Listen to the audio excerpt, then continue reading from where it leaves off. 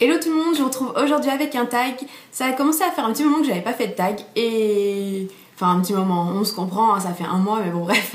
Et du coup j'ai décidé de faire le tag des problèmes de lecteur, reader problem, je sais pas trop s'il faut le traduire, enfin bref. J'avais été taguée par Pauline de la chaîne Patatra et Michaela de la chaîne Le Livre Ouvert. C'est deux chaînes que j'adore, deux filles que j'adore, donc si vous les connaissez pas encore, mais qu'attendez-vous? Allez les voir. Voilà, je vous mets les liens en barre d'infos comme d'habitude de toute façon. Donc on a 11 questions, donc on va commencer tout de suite et puis j'espère que ça va vous plaire. Et moi aussi d'ailleurs parce qu'en fait j'ai lu que la première question. Première question, tu as 20 000 livres dans ta palle, comment décides-tu de ta prochaine lecture? Alors déjà pour en arriver à 20 000 livres dans ta palle, voilà, je sais pas ce que t'as foutu, mais à moins d'avoir gagné au loto ou je sais pas, enfin c'est assez extraordinaire quand même. Alors là, je serais un petit peu dans la merde parce que j'ai déjà du mal à choisir mes lectures alors que je dois avoir 30 livres dans ma palle. Oui, je trouve déjà que c'est énorme. Voilà, 30 livres, avant je me disais je ne dépasse pas les 10. Là, j'en suis à 30 donc. Ça commence déjà à être dur. 20 000, je n'ose même pas imaginer. Je pense que je vais répondre comme tout le monde et puis c'est un peu au feeling, c'est un peu à ce qu'on a envie de lire à l'instant présent, quoi. Je veux dire, si je suis en été que j'ai envie d'une lecture légère, bah je vais aller prendre un contemporain ou... Enfin voilà, que sais-je, moi, voilà, je pense que voilà, c'est seulement sur le moment, ça va être surtout vers quel genre je vais vouloir me diriger en fait. Genre aujourd'hui, quel genre j'ai envie de lire, est-ce que j'ai envie de science-fiction, est-ce que j'ai envie de contemporain, et voilà, ça va être un peu comme ça que je vais me décider, voilà. Si je commence à durer 5 minutes sur la première question, on n'est pas rendu là. Alors ensuite, 2, tu as lu la moitié d'un livre et tu ne l'aimes pas, tu abandonnes ou tu continues? Alors avant, je me bornais à continuer même si j'aimais pas parce que je me disais toujours que peut-être que derrière ce sera mieux et que finalement j'aimerais. Maintenant le problème c'est que j'ai tellement de livres à lire, j'ai tellement de livres que je veux lire. J'en ai dans ma palle, j'en ai dans ma wishlist, enfin bref. Il y en a beaucoup et du coup maintenant s'il y a un livre que j'aime vraiment pas et que j'ai quand même dépassé les 100 pages parce que voilà, au bout de 50 pages on peut pas se faire un avis sur un livre, ça dépend de la longueur du livre bien sûr.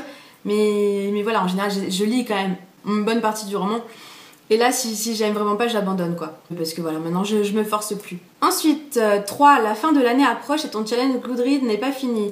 Est-ce que tu essayes de te reprendre et comment? Alors c'est tout simple, je ne fais pas de challenge.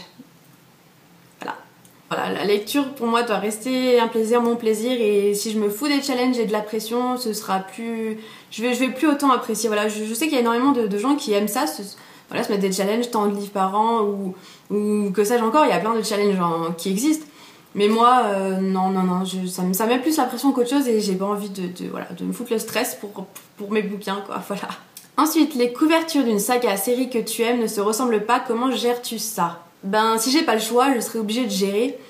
En fait, moi, c'est pas forcément la couverture qui va me gêner. Moi, c'est plus la différence de taille, en fait. Si des romans vont pas faire la même taille, là, ça va me déranger.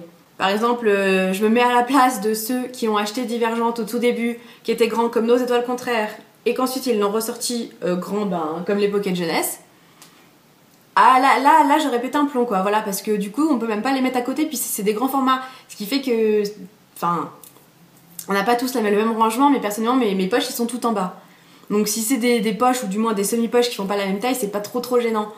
Mais alors quand c'est des grands formats et qui sont tout en haut et que tout le monde les voit et que là tu vois des trucs qui font ting ting ting ting ting, non, y a pas moyen. Après s'il y a plusieurs tomes, genre 2 tomes, 3 tomes, c'est pas pareil. Mais bon bref, je veux pas partir dans 10 000 explications. Donc oui, si jamais si c'est pour les couvertures, moi c'est pas grave, ça me dérange pas tant que ça. Question 5. Tout le monde aime un livre que toi tu n'aimes pas. À qui en parles-tu du coup? Eh ben à vous. Vous en avez parlé par exemple pour Fangirl, parce que voilà, tout le monde a aimé, c'est impressionnant, j'ai l'impression que tout le monde a aimé, et bah pas moi. Donc j'en parle à vous quoi, parce que dans mon entourage, j'ai pas énormément de gens qui lisent, ou du moins qui lisent pas la même chose, ou voilà, ou qui vont lire beaucoup moins, et ça servira à rien que je leur en parle, donc j'en parle à vous tout simplement. Ensuite le 6, tu es en train de lire dans un lieu public et tu sens que tu vas pleurer, qu'est-ce que tu fais? Je lis pas dans les lieux publics, en fait, voilà. Je pense que les seules fois où j'ai eu l'occasion de lire dans les lieux publics, c'était dans les salles d'attente de médecins, et encore, en général, je passe relativement vite. Et puis de toute façon, si jamais je lisais en lieu public et que j'allais pleurer, le problème c'est que quand il y a plein de gens autour de moi, bah, je suis beaucoup moins concentrée sur le truc. Donc en fait je pense que ça me ferait même pas pleurer. Du coup c'est pour ça que je lis pas en lieu public, parce que je serais pas totalement à fond dans mon truc, donc ça servira à rien. Je sais pas si vous comprenez ce que je veux dire, mais bref. Alors, 7. La suite d'un livre que tu aimes vient de sortir, mais tu as oublié pas mal de choses. Que fais-tu? Tu relis le précédent, tu trouves un synopsis bien spoilant, ou tu pleures de frustration. Je trouve un synopsis spoilant, voilà. Ou je demande à quelqu'un qui l'a lu de me résumer au moins la fin, ou voilà. Je pense que c'est ça que je ferais, voilà. Parce que bon, c'est assez rare que je relise des livres. Les seuls que je peux relire, c'est les Harry Potter, donc... Enfin, c'est vraiment les livres que j'ai eu coup de cœur, donc voilà, ça m'embêterait de les relire. Donc voilà, je demande à quelqu'un qui me spoil, voilà, totalement. Ensuite, tu ne veux pas prêter tes livres. Comment dis-tu non gentiment si on te pose la question? Alors, avant, je disais oui. Enfin, c'est rare qu'on me demande de prêter des livres. Avant, c'était même moi qui proposais. Je disais, ah bah tiens, j'ai tel livre, si tu veux, je te le prête. Ben, enfin voilà quoi, je prêtais mes livres, il n'y avait pas de problème. C'était la bibliothèque municipale, mon truc, mais gratuit.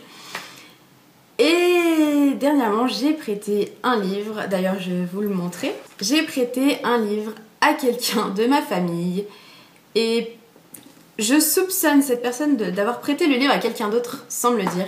Parce que enfin, je pensais que la personne à qui je l'ai prêté était assez soigneuse, quoi. Je veux dire, en général, les livres que je voyais qu'elle se faisait prêter, parce que c'était souvent qu'elle s'en faisait prêter ou qu'elle empruntait à la bibliothèque, étaient en bon état, donc voilà, je me disais, il n'y a pas de problème et tout. Sauf que je sais qu'elle en prête à sa sœur, et sa sœur n'est pas du tout soigneuse, donc je soupçonne. Je sais pas, ça se trouve c'est elle qui m'a niqué mon livre, hein. Mais bon, je soupçonne que ce soit la sœur. C'est Divergente, le premier tome. Alors déjà, vous allez pas le voir, mais le dos est cassé. Enfin, il est cassé. Non, il est fissuré, quoi.